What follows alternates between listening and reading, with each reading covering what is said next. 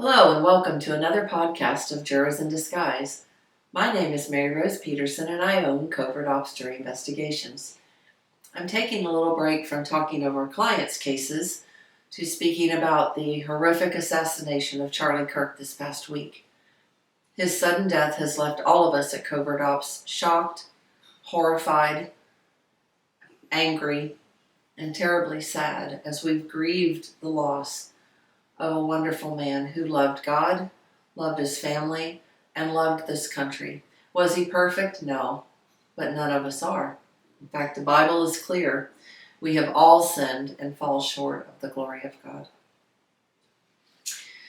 I got this email from Turning Point USA today, which is what prompted me to speak to you. In it, it said, Charlie Kirk didn't just live a full life. He showed us what it meant to live boldly, love deeply, and lead with truth. With every ounce of his strength, he worked tirelessly to wake up a generation, to tell the truth, to save our country, and above all, to point people back to God. No one can replace him, but all of us can carry forward with what he started.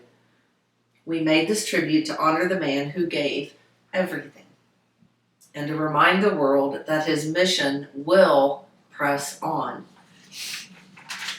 I watched the video and was moved by several things Charlie said. He said, I quote, "I had this idea to galvanize and motivate the future youth of this country around a core set of ideas.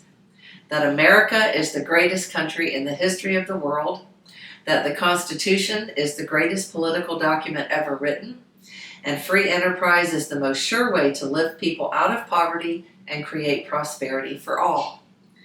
Then a little later in the video, he said, "We as Christians are called to go into the public arena to correct error with truth." Well, Charlie's words resonated with me because our mission at Covert Ops is not exactly the same mission that God called Charlie Kirk to, but it's very similar. It overlaps quite a bit. We too believe that America is the greatest country in the history of the world. And we too believe that our Constitution is the greatest political document ever written. Like Charlie, myself, my husband, and our JI team are also believers. We believe in the man who came to this earth and gave his life so that we could be saved. The gospel of Jesus Christ is something that Charlie preached constantly and that we at Covert Ops also uphold. Jesus came so that all would be saved through his life, his death, and his resurrection. So I came tonight to share a little bit of what we were feeling this week in regards to Charlie's death. My first husband was in the military. He served in the United States Air Force for 4 years. His last year was in Korea. And I went over there with him. So I have a long-standing, deep-seated appreciation for our servicemen and women and what it takes to keep this country free. Then I met Martin Peterson after Stan died, and I was thrust into our criminal justice system in a manner that I'd never been exposed to. I sat there at Martin's trial, horrified at the lies that were told, believing that justice would prevail. And if you know our story, if you don't, feel free to go back and watch the other podcasts that I've recorded. You will know that the truth was not told, and Martin was wrongfully convicted that day. His freedom was taken from him by liars. Not just a juror who lied, but a prosecutor who lied, witnesses who lied, and a judge that, even when told that they lied, didn't care.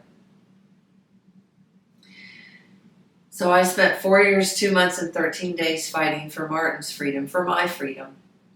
And God granted us that.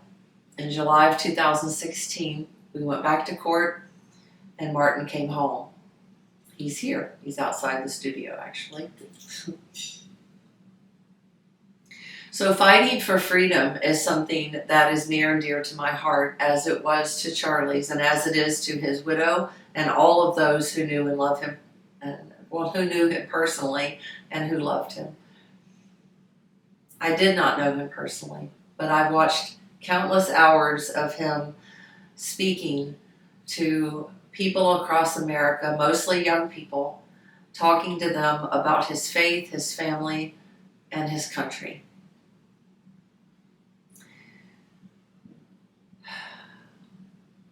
At Covert Officer Investigations, we exist to make sure that your Sixth Amendment right to a fair trial by an impartial jury is upheld. In our courts, that doesn't happen from our experience. We've worked on 110 cases, and when we've gone back to court showing clear proof of juror misconduct, many of the judges have said they felt the jurors were honest enough, or fairly honest, or kinda honest. Kinda honest? Is that like being kinda pregnant? I want to encourage you to call your state attorney's offices, call the judge's offices in your district, in your county, and encourage them to uphold the Sixth Amendment of our Constitution, to uphold civil rights of anyone who is going to trial. And when we can show that those rights were denied them, were taken from them, that they will hold those jurors accountable for their crimes. We just simply expect the courts to uphold our Constitution. The laws are already in place. All they have to do is obey them. So, while we grieve the loss of Charlie Kirk, we know that his voice only became stronger and louder, and it will continue. His mission will be carried on by all of those who knew and loved him. And at Covert Officer Investigations, I promise you, we will continue to fight for your freedoms too. We will fight for your Sixth Amendment right to a fair trial by an impartial jury. I thank you for watching. Thank you for praying for Charlie Kirk's family, as I know that the grief is unspeakable. And while they won't get over his death, they will get through it with the grace of God. So thank you for watching. Thank you for praying for our country.